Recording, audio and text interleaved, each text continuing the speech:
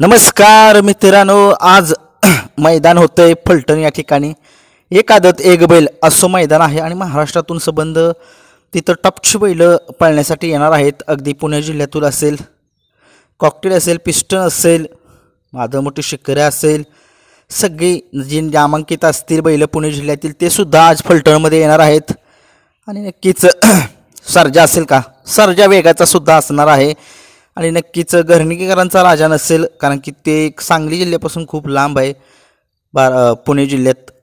त्याच्यामुळे बघूया फलटणमध्ये कोणकोणती बैल जे आहेत ते समजेल आता मैदानामध्येच. परंतु लाईव्ह लॉट जे आहेत ते आता सगळ्यांना प्रश्न पण नसेल की कोणता बैल कोणत्या गटात पळणार आहे याची माहिती आम्हाला पाहिजे. परंतु लाईव्ह लॉट जे आहेत ते काय रात्री पडलेले नाहीत, सकाळी चालू होतील. माझ्या अंदाजानुसार 9-9:30च्या दरम्यान लाईव्ह लॉट निघतील मैदानात.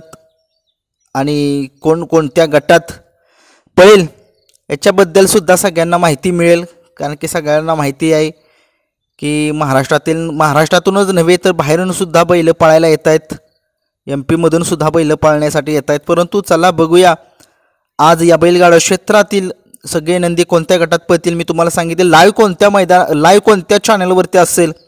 लाईव्ह काय एवढं अजून काही समजलेलं नाही, STC लाईव्ह असेल की P3 लाईव्ह असेल, तुम्हाला अपडेट नक्कीच देईन मी. परंतु आज या बैलगाडा क्षेत्रातील देव पळतोय का, आणि जर पळाला देव तर कोणासोबत पळतोय, आणि जर पळाला तर पहिला टॉपचाच पाहिजे. कारण की सगळ्या महाराष्ट्राला बकासूर जो आहे तो गुलालामध्ये पाहिजे. कारण की तुम्हाला माहिती आहे बकासूरचे सगळे असे लोक म्हणतात की बकासूरचा पैरा जो आहे तो व्यवस्थित होत नाही. बकासूरचा नक्की चालले काय, पैरा व्यवस्थित जर झाला तरी गाडी निकाल काय घेणा झाले, नक्की काय झाले बकासूरला. बकासूर कमी तर पळत नाही, यांना तसं काही नाही आहे. बकासूर हा बकासूर आहे.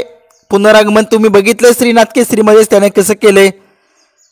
तो सर्जा दादा नावाचा बैल उजेडात आणला आणि बघितलं तुम्ही काय संबंध महाराष्ट्राला. आता तो सर्जा किती स्पीडनं पळतोय. आणि नक्कीच सर्जा दादा सुद्धा त्या मैदानामध्ये आज असेल. त्या बैलाचा पळ बघण्यासाठी कारुंडेकरांचा चिक्या सुद्धा असेल, घोटचा सर्जा असेल, बबलू चाचांचा राजा असेल. आज सगळे टॉपचे येतील त्या मैदानामध्ये. बघूया बकासूरचा पैरा आज. बकासूर जर पळाला तर कोण असेल. बकासूरचा पैरा मला वाटतं पुष्पराज असेल जर पळाला बैल. तर आता लाईव्ह लॉट अजून काही कन्फर्म झालेलं नाही. ज्यावेळेस लाईव्ह लॉट निघतील त्यावेळेस समजून जाईल की बकासूरचा पैरा तो आहे. परंतु चला बघूया, कारण की आज बकासूरचा कस जो आहे तो पणाला लागेल.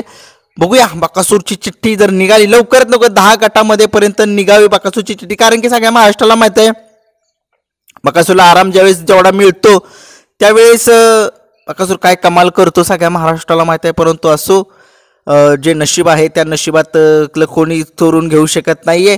बकासूरनं भरपूर सगळं दिलंय सगळ्या महाराष्ट्राला.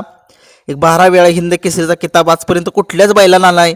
आणि नक्की तिथं कोणी बैल जाईल सुद्धा नाही, तोच जाईल, तिथे आणखीन रेकॉर्ड करत राहील. परंतु असं आज फलटण मैदानामध्ये आदतच्या मैदानामध्ये बघूया गटाला काय निकाल होत आहेत, सेमीला काय निकाल होत आहेत, फायनलला काय निकाल होत आहेत, याच्याबद्दल तुम्हाला मी अपडेट देत राहीनच. परंतु आज जर बकासूर आज कन्फर्म म्हणू नका. परत ना तुम्ही काय म्हणाल कमेंट्समध्ये, हा काही सांगतोय कन्फर्म म्हणू नका. आज बकासूर पळेल का नाही अजून कन्फर्म नाही आहे. चिठ्ठी लाईव्ह लॉट जे आहेत ते पडलेच नाहीत.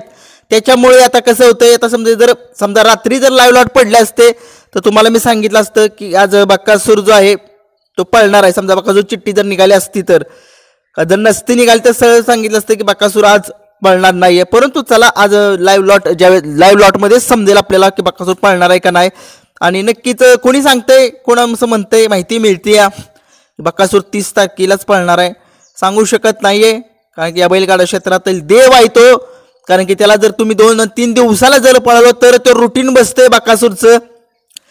आरामावरती जर बैल बसला तर तुम्हाला माहिती आहे बकासूरचं काय होतंय. बकासूरचा एक नियम आहे, कंटिन्यू पळतो तो बैल, कंटिन्यू. त्याला सारखं ते पळायला लागतं. आराम दिला ना की मग तो बकासूर थोडंसं काय होतं, आपण नाराज होतोय. परंतु चला असू द्या. आज फलटणमध्ये जे मैदान होतंय त्या मैदानामध्ये खूप साऱ्या शुभेच्छा सगळ्या बैलांना, सगळ्या नंदींना. त्यांनी आज गुलाल घ्यावा, त्यांच्या मालकाचं नाव संबंध महाराष्ट्रामध्ये करावं, एवढीच मला पण वाटते. तुम्हाला काय वाटते कमेंट्समध्ये सांगा. धन्यवाद.